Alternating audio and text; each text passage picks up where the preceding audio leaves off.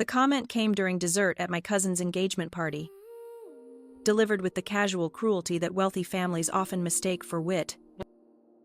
Aunt Margaret had been holding court at the head table, explaining to the assembled relatives why certain people were naturally suited for business success, while others were destined for service sector mediocrity. "Business acumen is inherited," she declared, gesturing with her champagne flute toward the room full of successful family members. "You either have the instinct for strategic thinking and capital management, or you don't. Poor people can't understand business because they've never had access to real money. They think small because they are small." The table erupted in appreciative laughter. Uncle Arthur nodded sagely. Cousin Olivia leaned in with fascination. Even the waitstaff, earning hourly wages to serve this celebration, continued pouring wine and clearing plates while being discussed as though they were a different species. "Take my niece Sophie here," Margaret continued, turning her attention to me with a patronizing smile. "Sweet girl works very hard at her little retail job, but she could never run a business because she doesn't understand how money really works. Stick to your minimum wage job, honey. Leave the strategic thinking to people who were born for it." The laughter that followed was genuinely amused rather than malicious. My family wasn't being intentionally cruel. They simply viewed economic stratification as a natural law like gravity or photosynthesis. People were born into their appropriate financial categories, and attempting to transcend those boundaries was as futile as a house cat trying to become a lion. I smoothed my target dress carefully chosen for tonight's performance, and smiled graciously.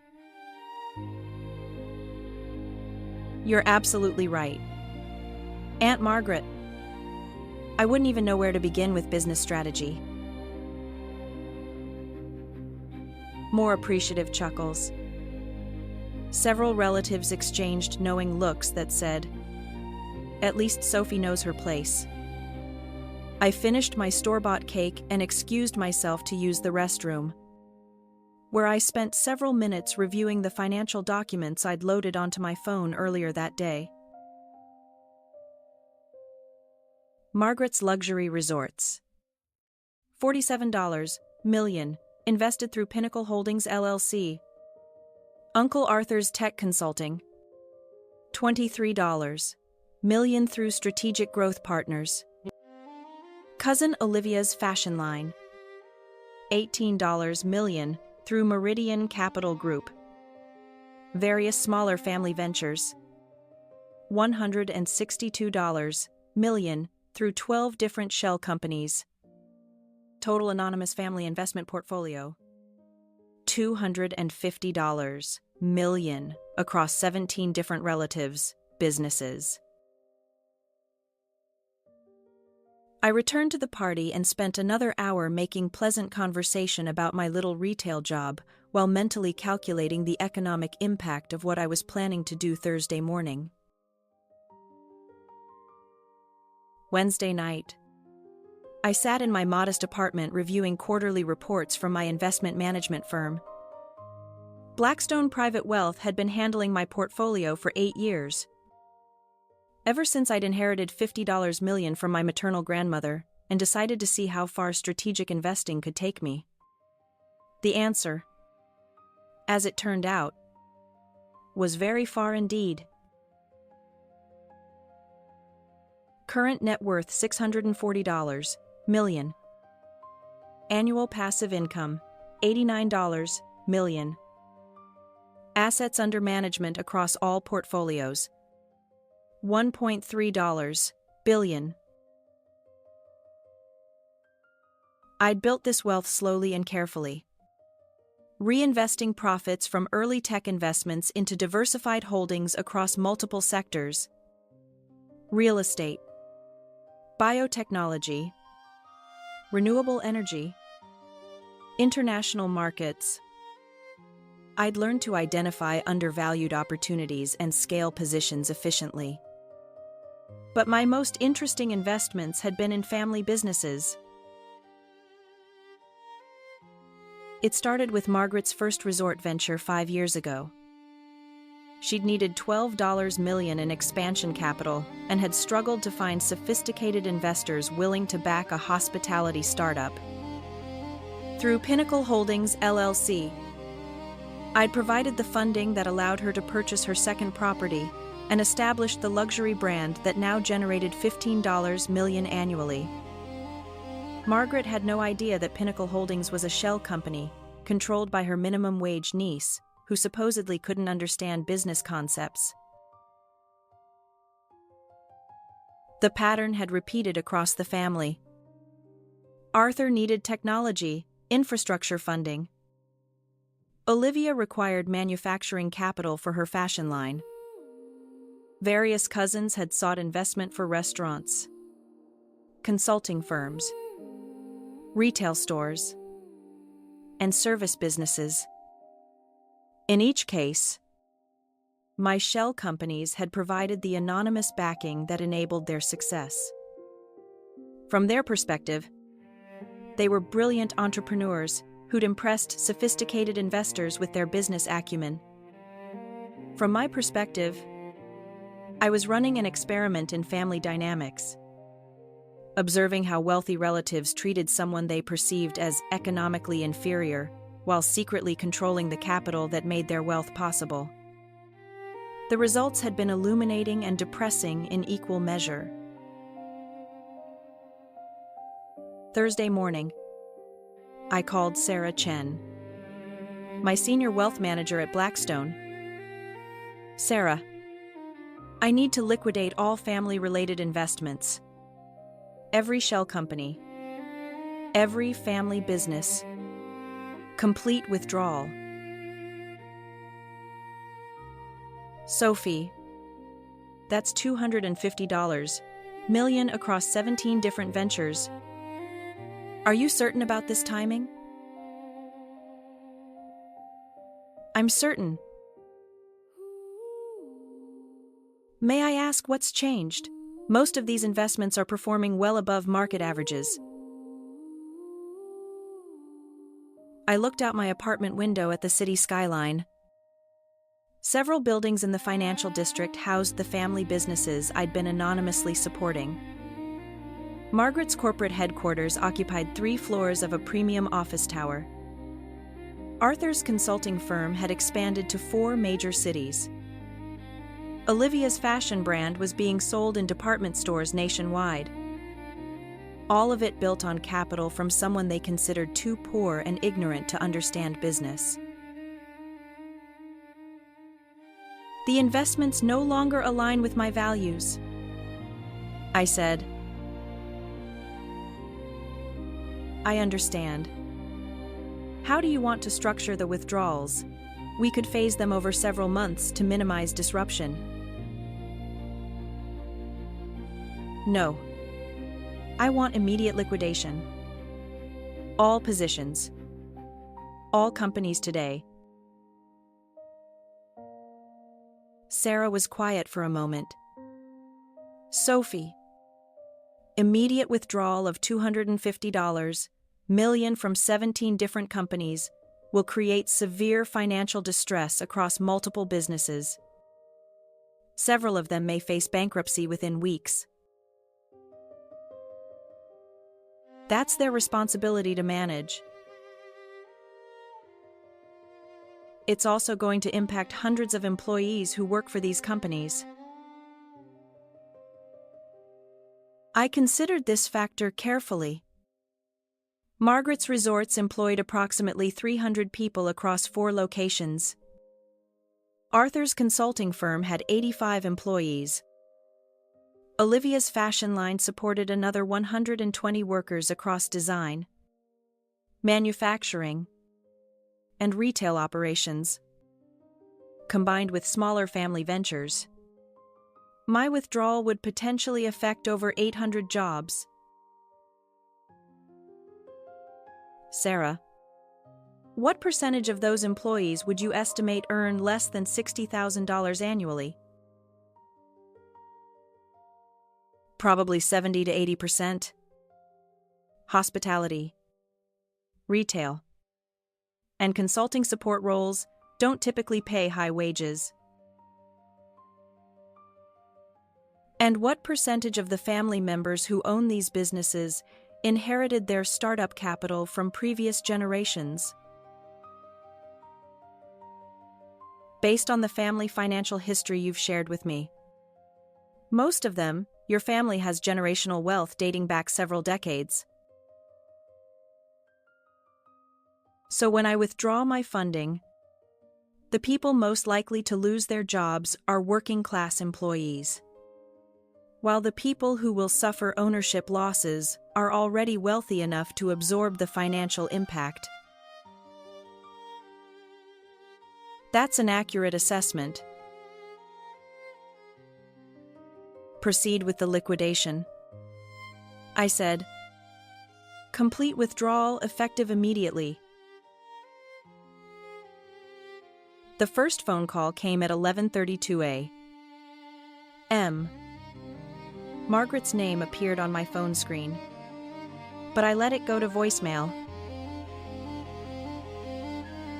Sophie. Honey, I hope you're having a good day. I'm calling because I'm getting some confusing messages from our investors. And I thought maybe with your retail experience, you might have some insight into customer service issues. Call me back when you get a chance. Her tone was still condescending, still assuming that my retail experience might be relevant to whatever minor administrative problem she was facing. The second call came at 1:47 p.m., this time with noticeable tension in Margaret's voice. Sophie, I really need to speak with you. Pinnacle Holdings just terminated our partnership agreement. They want their entire investment back immediately. $47 million. That's not how business investments work. Someone must have made a mistake. Please call me back. By 3:15 p.m., I had 8 missed calls from various family members. The voicemails told the story of their afternoon. Confusion turning to concern, turning to panic as they realized the scope of what was happening. Arthur, 2:23 p.m. Sophie. Something weird is happening with our business investors. All of them are pulling out on the same day. Since you work in retail, you might understand customer relations better than I do. Can you help me figure out what's going on? Olivia, 2:45 p.m. Sophie, I need your advice. My investors are demanding immediate repayment of their entire investment. $18 million. I don't understand why this is happening. Maybe your work experience could help me understand how to handle difficult customers. Even in crisis, they were asking for my help while simultaneously dismissing my capabilities. If this story is resonating with you, please consider subscribing to the channel and sharing this video. It really helps me grow and create more content. At 4:30 p.m., my doorbell rang. Through the peephole, I could see Margaret standing in my hallway with 2 other family members, Arthur and cousin David. All 3 looked like they'd aged 5 years since the engagement party 2 nights ago. I opened the door. Sophie, thank God you're here. Margaret said, pushing past me into my apartment. We've been trying to reach you all day. Arthur and David followed her inside, their expressions mixing desperation with embarrassment at needing help from the family member they'd been mocking as financially illiterate. "What's going on?" I asked, gesturing for them to sit on my secondhand furniture. Margaret collapsed onto my couch, holding her head in her hands. "Someone is systematically destroying our businesses. All of our major investors pulled out today. Same-day coordinated attack. $250 million total." "That sounds terrible," I said, sitting across from them in my thrift store armchair. "It gets worse," Arthur added. "Without that funding, none of us can make payroll next month. We can't fulfill existing contracts. We can't maintain operations. The banks are already calling about loan guarantees." David leaned forward.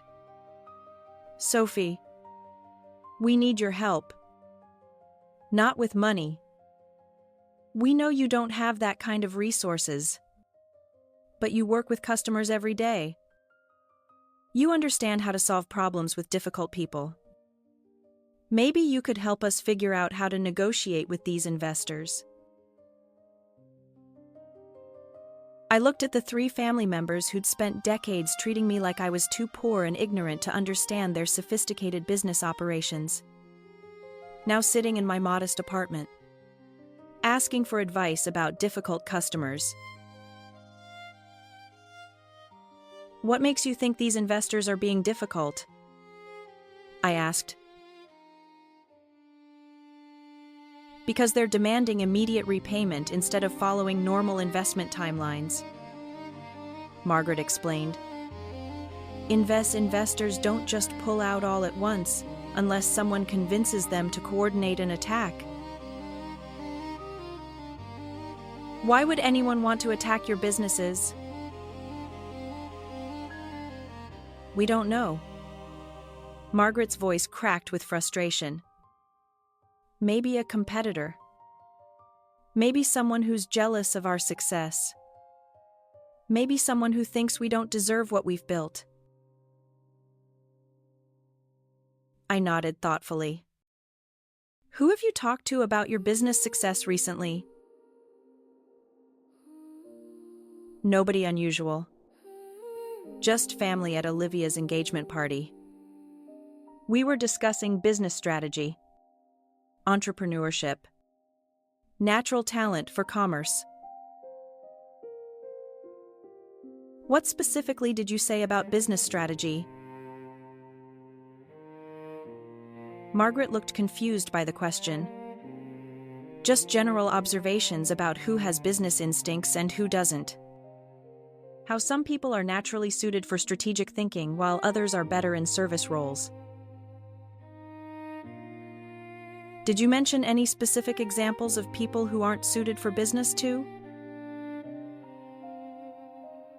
"Well," Margaret glanced at Arthur and David, clearly uncomfortable with where this conversation was heading. "We might have made some general comments about economic backgrounds and business understanding." "What kind of comments?" Arthur jumped in.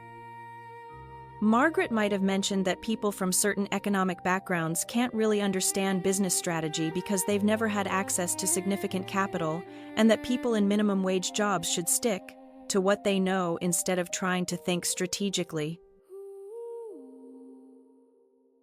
David added. I kept my expression neutral. "Those sound like reasonable observations about economic mobility and business education." Relief was visible on their faces. "Exactly," Margaret said. We weren't being mean. We were just being realistic about natural aptitudes and economic limitations. So, you don't think your investor crisis is related to those comments? How could it be? Margaret asked. We were just talking to family. Nobody there has connections to major investment firms. I stood up and walked to my home office, returning with my laptop. I opened my investment management dashboard and turned the screen toward them. Actually, I said, somebody there has extensive connections to major investment firms. All three of them stared at my screen for a long moment. Investment portfolio overview. $1.3 billion in assets under management. Personal net worth. $640 million. Recent transactions. $250 million liquidated from family business investments. Margaret spoke first, her voice barely a whisper. What is this? My investment portfolio. Arthur leaned forward, reading the numbers more carefully.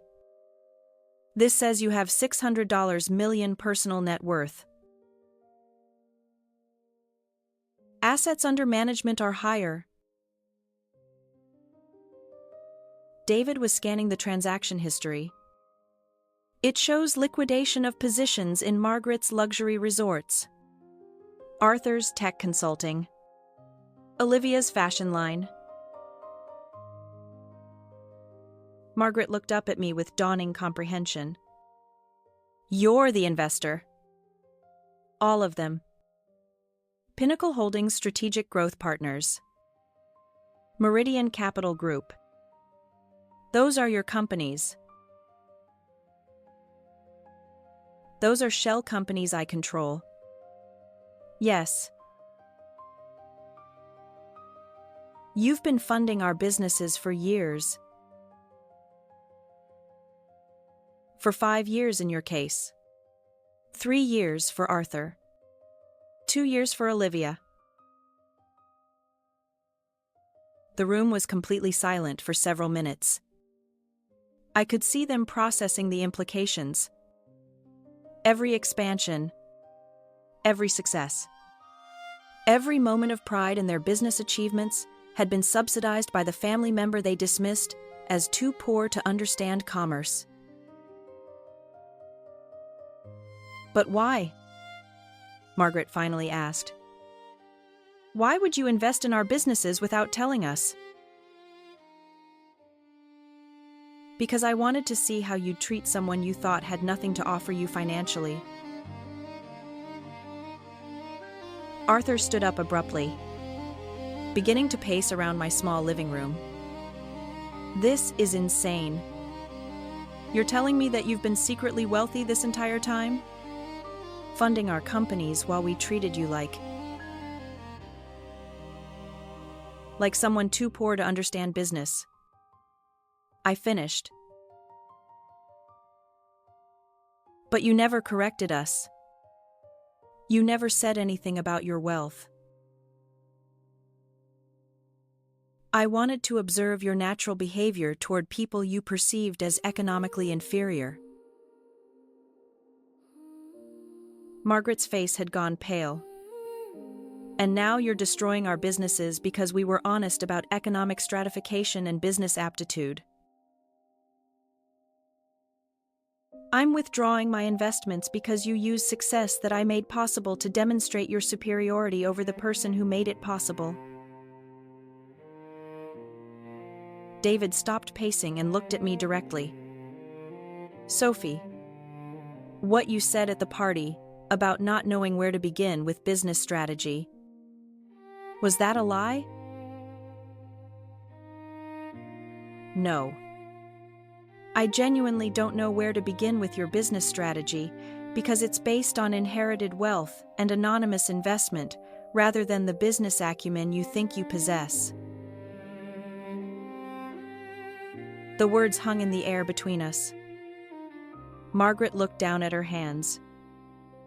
Arthur sat back down heavily. David continued staring at me like he'd never seen me before. "What happens now?" Margaret asked quietly. "To our companies. I mean to our employees." "That depends on what you've learned from this experience."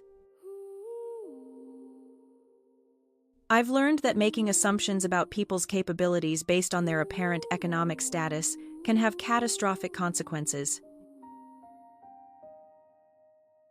"What else?" Margaret thought for a moment.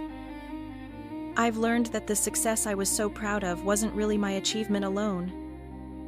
It was built on support I didn't acknowledge or appreciate. And I've learned that treating family members as inferior because of their perceived economic limitations is not only cruel, but potentially financially devastating." I reopened my laptop and pulled up a new document. "I'm willing to consider reinvestment under different terms." "What kind of terms?" "First, I want acknowledgement that your business success was built on anonymous family investment, not superior business genetics." "Of course." "Second, I want public apologies for comments about poor people being unable to understand business." Margaret nodded. "I'll post something on social media today." "Third, I want changes to how you treat and discuss employees at your companies. No more comments about minimum wage workers lacking strategic thinking abilities." "Agreed." "Fourth, I want transparency about the source of your funding. No more pretending you impressed sophisticated investors with your natural business instincts." Arthur spoke up. "That's going to be embarrassing. We've built our professional reputations on the idea that we're self-made entrepreneurs." "Then you'll have to build new professional reputations based on honesty about how business success actually works." I typed up a preliminary reinvestment agreement and showed it to them. $200 million in new funding across all family businesses, structured as acknowledged family investment rather than anonymous backing. Margaret read through the terms carefully. "This is actually more transparent and sustainable than our previous arrangement. Clear governance. Honest relationships. Better oversight. It's what happens when you treat family members as partners rather than charity cases." All three of them signed the agreement, then spent several minutes looking around my modest apartment with new understanding. "Sophie," Margaret said finally, "I owe you an apology. Not just for what I said at the party, but for years of treating you like someone who needed our pity rather than someone who was making our success possible." Apology accepted. And I need to completely rethink how I talk about economic success and business ability. That would be appropriate. Arthur gathered his papers and headed toward my door. At the threshold, he turned back. "One more question.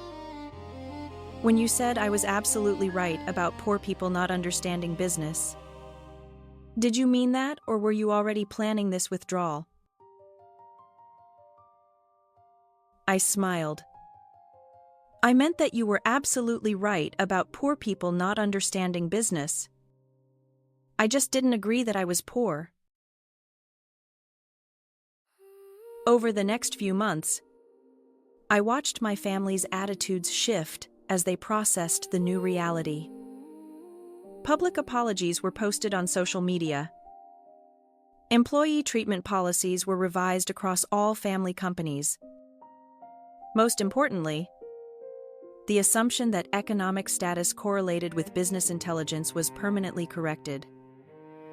The family businesses recovered stronger than before, with better capitalization and more honest leadership. The 800-plus employees kept their jobs, and several were promoted as the companies expanded into markets I'd identified through my research. But the most significant change was in how the family discussed success and capability.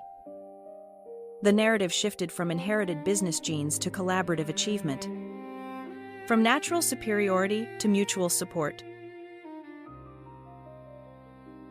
6 months later, at the next family gathering, Margaret stood up to make a toast. I want to acknowledge that our family's business success has been built not on individual genius, but on the contributions of every family member, including those whose contributions we failed to recognize or appreciate. Our strength comes from supporting each other, not from dismissing people based on their apparent economic status. She raised her glass toward me. To Sophie, who taught us that business understanding isn't about inheriting wealth. It's about creating value and treating people with respect. The family toasted. But more importantly, they had learned to distinguish between inherited privilege and earned success. Poor people might struggle to understand business, but rich people often struggle to understand that their wealth doesn't make them inherently smarter than anyone else.